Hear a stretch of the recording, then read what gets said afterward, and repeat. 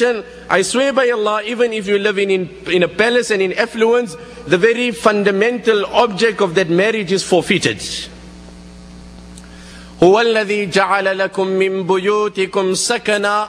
Allah says the object of your house is, it must put an end to tiredness and fatigue. Today no man can sit at home, they just want to go out, come weekend run, come holiday go.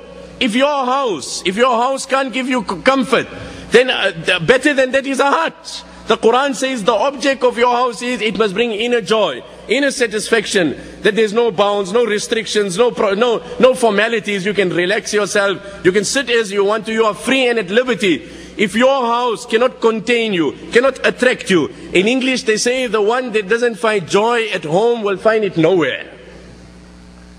The one that does not find joy at home will find it nowhere. So the Nabi of Allah then tells his daughter, "O Fatima, if you want, I will give you 5 sheep which someone brought and gave to me. I give it to you. You take it home, slaughter it and eat it. And if you want, عَلَّمْتُكِ خَمْسَ كَلِمَاتٍ عَلَّمَنِيهِنَّ جِبْرِيلٌ. Or otherwise I teach you 5 words, 5 ayat, 5 du'as, which if you recite will soothe you, satisfy you, your hunger, your depression, your pain, your agony, today, tomorrow, when your father is around and when he's gone." We learn from these ahadith that there is a price for this divine joy.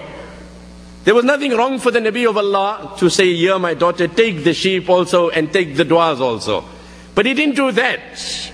He said, take the sheep or the dua, one of the two. Bearing in mind this is a father who sees his own daughter hungry. There is no words of any language that can translate the emotions of such a father.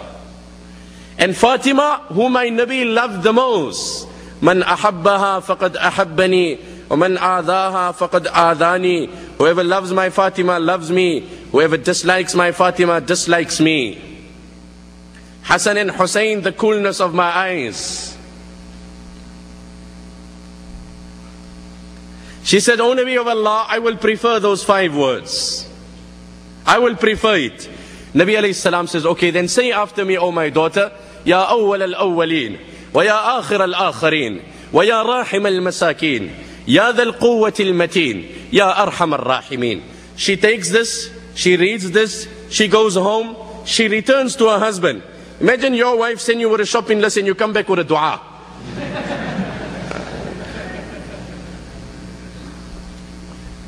Never mind, you just come back with a different item and you know what happens. Like they say, this particular woman, she came home, husband, he brought tomatoes for his wife, came and he left it there in a packet. She says, "No, I don't want this one. I want the one in the box, man, the one in the wooden box." He said, "Oh, okay, no problem." He went outside, he found a wooden box, took it, put the tomatoes inside, knocked some nails, brought it home. He says, "Yeah, this is the one I wanted."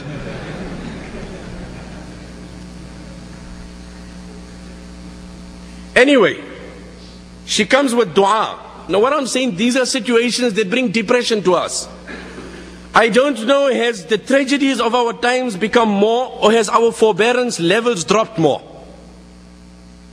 Petty things today, trivial things, a man goes through depression.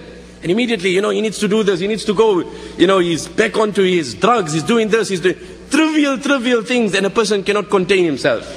Petty issues, and a man is divorcing his wife. And subhanallah, look at this condition, husband, wife and children, all are hungry. She comes home, she reads the du'as to her husband, the husband is happy. The children, they soothe the children. The children are too young, too tender to fathom, to appreciate. But how Allah gave contentment to Fatima through this dua, Fatima's hunger was the price of this contentment. I said it on a full stomach, my brother, you heard it on a full stomach. Neither I can appreciate what this dua can do, neither you can appreciate. I and you both will have to collectively knock the door of Fatima to understand the hidden tranquility that Allah has kept in this dua. Neither I nor you, the tranquility that Allah has kept, and how soothing this dua is, that we'll have to ask Fatima. Her hunger and the hunger of her husband and her children collectively was the result of the divine tranquility that Allah provided to her. Like they say, this person was sitting and relaxing. So someone said, get up and do something good in your life, man. What are you wasting your life for? He said, what must I do? He says, go work and make some money, man. And then get married. And then, well, you can perhaps go for a vacation. And then what? Sit by the beach and relax. He said, well, I'm doing that now. I'm doing that now. Why must I go through all those procedures? Must I go through 5 procedures? I'm relaxing now. In ana lam afuz bi muradi sa'yin wa kam min hasratin tahta turabi. If I did not accomplish my material goal in life, what's the harm? You died as a doctor, I died as an ignorant man. But then we entered through one door. What's the fuss? Well, you made it, well and good. I didn't make it, well, what's the difference? End of the day, who is happy in his life? Who has divine happiness and joy? Do some soul searching and ask yourself. The Nabi of Allah asked this woman, if you want, I make dua to Allah, Allah will cure you. And if you want, you make sabr and Jannah. Now she is suffering epilepsy. Subhanallah, contentment. She says, oh Nabi of Allah, if you promise that I have patience, Jannat is mine, then I will prefer living with this sickness. And I will prefer dying with this sickness. As long as you can confirm Jannat is mine. However, I am very conscious of my modesty. And when I have my epilepsy attacks, my sitter is unveiled and it is exposed. I want you to make that amount of dua that in the future attacks that I have, my sitter mustn't be unveiled. There was a time when a woman was conscious of her morality in the midst of sickness, which perhaps anyone can debate as she been excused in the sense of the sickness that she has. The Nabi of Allah made dua that in the future attacks that she has, her sitter mustn't be exposed. But Allah gave her contentment on her sickness. Allah gave her contentment on her sickness. She lived with epilepsy, she died with epilepsy. And on the tongue of Nabi sallallahu alayhi wasallam, her abode in Jannat was confirmed. Hence it is a perception, it is a deception, it is a delusion that if I am healthy and I am wealthy, I am successful and I am content. هي القناعة فالزمها تعش ملكا لو لم يكن منها إلا راحة البدن. It is contentment. Grab onto it. I swear by Allah, if you have it, you're a king without a throne also. وَانظُرْ لِمَنْ مَلَكَ الدُّنْيَا بِأَجْمَعِهَا. And look at those who own the entire world. Those who own the entire world. هَلْ رَاحَ مِنْهَا بِغَيْرِ الْقُطْنِ وَالْكَفَنِ. Those that went, they all went in the same way, nothing more. Like in Arabic they say, لَا تَتَفَكَّرْ فِي ثَلَاثَةِ أَشْيَاء. Don't think about 3 things, this will add to your depression. فَيَكْثُرُ هَمُّكَ وَغَمُّكَ وَيَزِيدُ فِي حِرْصِكَ. This is the formula of depression. This is the formula of getting depressed. And today inevitably every man has this in his mind. لَا تَتَفَكَّرْ فِي فَقْرِكَ. Don't think about the day I won't have money, the day I lose my job, the day this happens to me. Don't plan. Or don't fear. Don't sit and think about the moments where I won't have wealth. Why? This will only increase your greed, and it will add to your anxiety, and it will multiply your depression. Number 2, لا تتفكر في طول البقاء. Do not plan a long future in life. Allah alone knows the destiny of every man. But if a person plans a long future, then he will have to amass much more, because he'll say at the age of 70 I need this, at 80 I need this, at 90 I'll need this, because I'm around till 100. Like تؤمل في الدنيا, these couplets are so beautiful.